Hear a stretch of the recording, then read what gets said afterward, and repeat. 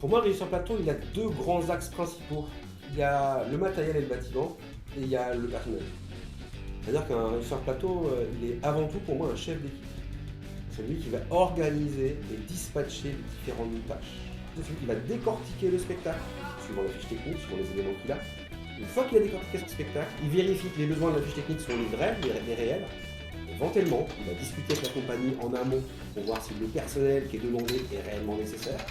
Tu peux lui demander de sourire, il va le faire très gentiment en plus, regarde. Oui, il a un beau sourire. C'est quelqu'un qui est au centre de la scène, qui orchestre toute la partie scénique et l'installation des décors.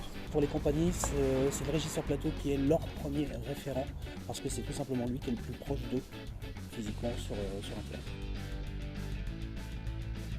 Surtout avoir envie de manager une équipe, monter des décors et puis de l'expérience, de la connaissance, de l'écoute. Et vous avez droit à 1 minute. Il faut que ce soit fait comme en moins de 5 minutes.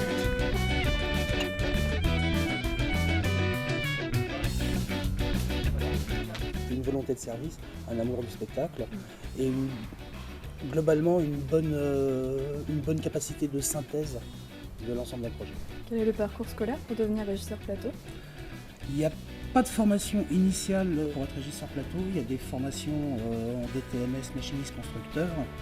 Et ça, c'est dans le cadre d'un lycée. Traditionnellement, on va dire que le régisseur plateau, c'est quelqu'un qui a d'abord été machiniste et qui après est passé chef d'équipe. 1, tu prends des responsabilités. 2, tu as un rapport avec l'artiste qui est un peu différent du simple machiniste. Et 3, moi je sais que l'ayant été en tournée, on a vraiment l'impression de faire partie du spectacle. Il y a donc 2 lignes, hein. 2 lignes, s'il te plaît, oui. J'ai suivi la formation en 2 ans à Sartrouville, le DTMS, qui m'a permis ensuite d'aller vers l'intermittence pendant 1 an et ensuite d'être en fixe dans ce théâtre.